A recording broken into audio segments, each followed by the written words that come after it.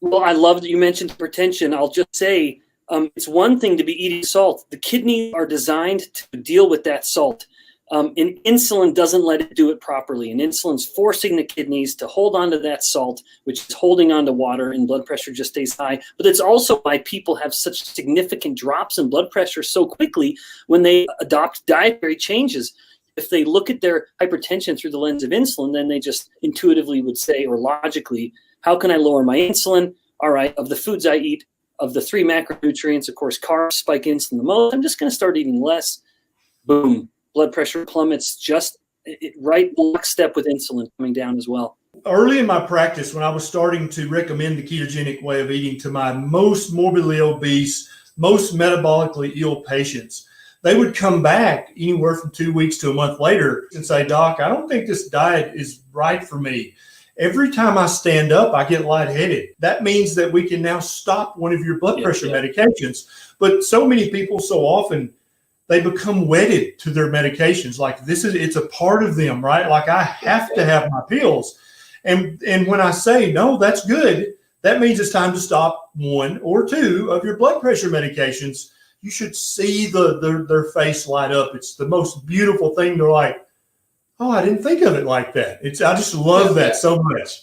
Many doctors, even if you're overweight, even if you're pre-diabetic, you go to your doctor for your annual checkup, and they'll check a very basic panel of lab work. Your glucose is normal. And so at that point, your doctor stops looking. But the problem is that your insulin level, in order to keep your glucose normal, is sky high because you're eating too many carbohydrates. And so you literally, if your doctor knew to check a C-peptide and to check a fasting insulin, they could actually diagnose your prediabetes or your hyperinsulinemia up to a decade early and say, you, my friend, are about to develop type 2 diabetes. I can tell because your C-peptide is so high. Even though your blood sugar is still normal, we've got to change your diet before you become a pre-diabetic or a type 2 diabetic. So much of the focus on aging these days is to control a protein in the cells called mTOR. Yes. And that has led many to say, oh, well, dietary protein increases mTOR, so that if you want to keep mTOR down and age really well, then eat less protein.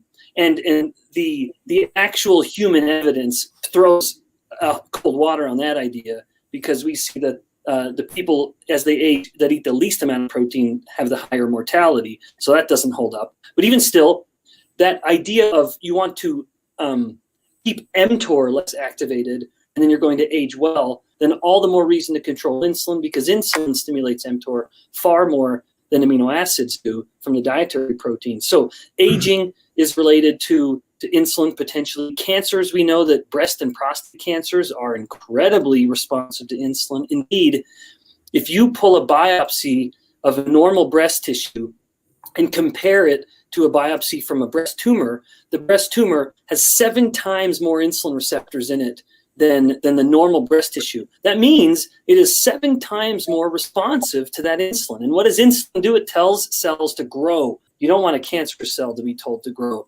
And of course, it's stimulating that growth. And then I'll just mention another one just because it might be unexpected. Even fertility, polycystic ovarian syndrome, something I know you're familiar with in your practice because it's so common, indeed the most common form of infertility in women. It at its core is a disease of too much insulin, where the insulin is inhibiting the conversion of sex hormones in the ovaries. So this woman's ovaries end up overproducing androgens, like testosterone, that should have been converted into estrogens. That's just a basic truth of physiology, that all estrogens were once androgens. So they come from testosterone. That's how it's supposed to be. But that conversion isn't happening. So her ovaries are pumping out a lot of testosterone when they should be pumping out a lot of the estrogen. Many doctors will focus exclusively on the testosterone, right? And they'll actually give the patients spironolactone and other things to try to lower their testosterone. And so literally what they're doing, the root cause is up here, the insulin, but they're trying to work down here and work on this. And it completely ignoring the kind of the watershed cascade. Yeah. It's all being caused by hyperinsulinemia. It's not, and so once you fix the insulin, everything else in that cascade goes back to normal. We've heard it from thousands of women online on social media who said, yeah, as soon as I had lowered my carbohydrate intake, got my insulin levels back to normal, I got knocked up. I like to compare most chronic diseases, imagining them as branches coming off a common trunk.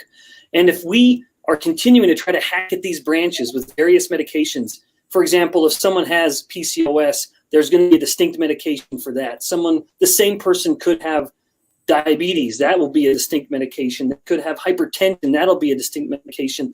So rather than having the patient leave the office with 3 prescriptions, the result of which will just be a lifetime of increasing the dosage, instead of change the conversation and say, actually, all of these are coming off of one common trunk. Let's just chop down the tree rather than hacking away at the branches. And at the risk of seeming opportunistic, it was seeing health and disease this way that prompted me to write the book, Why We Get Sick. If anyone's interested, it is just all about insulin resistance, what it is, how you get it, why it matters, and what to do about it. I mean, I can't tell you the thousands of people who have reached out to me who used to be on 1, 2, or 3 blood pressure medicines every single day. And every doctor, what do they want to talk about if you have high blood pressure? They want to talk about lowering your salt intake. Oh, geez. Which is just the dumbest paradigm in the world. Your high blood pressure, almost 100% of the time, if they check a C-peptide or a fasting insulin, it immediately becomes apparent that the hyperinsulinemia is the reason you have hypertension. And so if anybody's listening with high blood pressure and you've got access to your labs on your lab portal, log in and see if your doctor has checked a C-peptide, the letter C followed by the word peptide, or a fasting insulin. If those labs haven't been checked on you, then your doctor is still ignorant of this paradigm. And I don't mean your doctor's dumb. They just haven't shifted their way of thinking yet. And Dr. Bikman and I are working on that right now. But when they finally shift their paradigm and go, so, I see the cascade now. So insulin being chronically high leads to this, and that leads to this, and that leads to the hypertension. And that's so the fluid retention, the sodium retention, and then you have high blood pressure. It's not actually the sodium doing that. It's the insulin. Once your doctor has that epiphany, your doctor's going to change how they treat hypertension for the rest of their career. So it's not only going to benefit you as their patient, it's going to benefit every one of their patients. And that's why it's so important that you share this information with everyone you know who needs it. I compare caloric fasts to nutrient fasts, where, but you're sort of alluding to this as well in the form of what we could also call a fat fast. I've heard Megan Ramos, who works with Jason Fung, in their fasting protocol, call it that, and I think it's totally accurate. We could define a fat fast or nutrient fast as eating and drinking only substances that do not spike insulin. It has essentially the same effect on the metabolic health as pure fasting. I define a fasted or a fed state based on the effect of insulin and glucagon. Insulin is the hormone of fed state or eating and storing energy. Glucagon is the hormone of fasted state and using energy, not storing it, mobilizing it to be used by the body. So if we look at the fat cell, for example, or glucose that is stored in the liver, insulin is telling the tissues to pull in glucose and fat and hold on to it. And it's also telling the liver to make fat from any glucose, from any excess glucose as well, and store that or send it out to be stored in the fat tissue. In contrast, glucagon is breaking down that stored glucose, that stored fat, to be used by the body. So if we look at fasting or feeding in the context of insulin and glucagon, a fasted state has very low insulin, very high glucagon. A fed state has high insulin, low glucagon. And we can measure this ratio based on just looking at insulin and glucagon. And importantly, if someone is adhering to a ketogenic diet, which of course, as everyone knows, is a very low carb diet, their insulin to glucagon ratio, or the insulin and glucagon levels, are much closer to a true fasted state when you're not eating anything than it is to a typical fed state when the feeding is based on the standard American diet, high fat, high carb. So that is one of the other reasons I am an advocate of a low carb diet, because it continues to provide the benefits of fasting while acknowledging that a fast always has to end. You can't fast indefinitely. Right. So don't break your fast, really. I mean, you put something back in your guts, but you're still keeping the body in that state of energy use and energy mobilization. Physiologically, medically speaking, there are essential fatty acids that you have to get from fats. If you don't get them, you will get sick, you will suffer, and you'll eventually die if you don't get them for a long enough period of time. There are essential amino acids that come from proteins. If you don't get these essential amino acids, you will get sick, you will suffer, and you'll eventually die if you don't get them in your diet. But there is no essential sugar. There is no essential starch. There is no essential carbohydrate. To my knowledge, a ketogenic way of eating, in my way of thinking, is a fasting mimicking diet. If you're doing it at a low enough carbohydrate intake level, it mimics fasting, all of the benefits of fasting, including the autophagy, including the reduction in inflammation, and including the increase in fat burning. You get all of that with a ketogenic way of eating without just fasting. Yep. Well said. I agree wholeheartedly. Needs and your calorie expenditure quickly becomes a calculus problem. It is not an addition or even a multiplication problem. Yeah. And it really comes down to, it is impossible to ever truly know your caloric expenditure for an hour, much less for a day or for weeks or months. You're literally picking a number at random in the dark. And so, but insulin is something that's very concrete.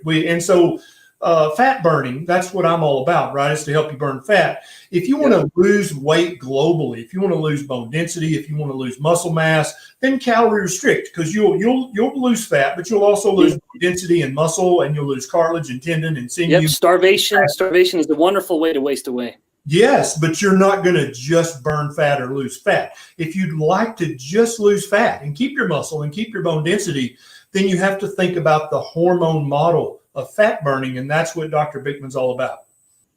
I am unaware of any situation where a person can lose weight unless insulin is low.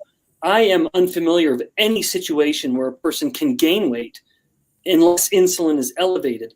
But actually just indicating that not only is insulin actually changing the actual biochemical handling of fat in the body and into fat cell, but it also changes metabolic rate. We published a study in 2018, which even then was supporting studies from 20 years ago and even 100 years ago. We have known that if you give a type 1 diabetic who is initially insulin deficient, you give them insulin, their metabolic rate will slow by about 300 calories per day.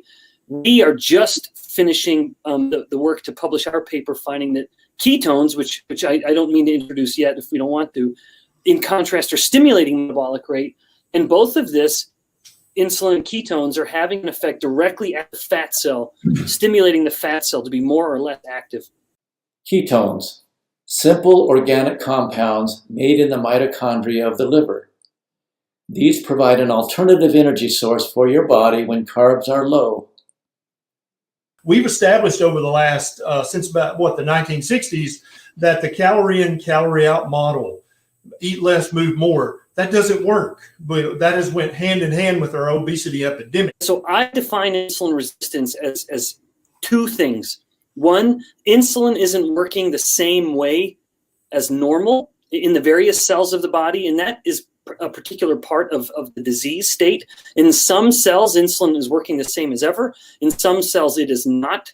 And that, again, the combination of that ends up being particularly problematic in light of the fact that the second aspect of insulin resistance is, as you state very accurately, the hyperinsulinemia. You cannot pull those two apart. Insulin resistance is hyperinsulinemia, and that is so profound in its simplicity because it changes how we detect diseases or diagnose them, and it changes how we treat them. We look at type 2 diabetes as a glucose disease, but in so doing, we detect it far later and we treat it far worse. If we look at type 2 diabetes as an insulin problem, well then over the years, the insulin's been climbing, the hyperinsulinemia of insulin resistance, but it's enough to keep the glucose in check. But this right here is so important because so commonly we say that type 2 diabetes, your beta cells aren't making enough insulin.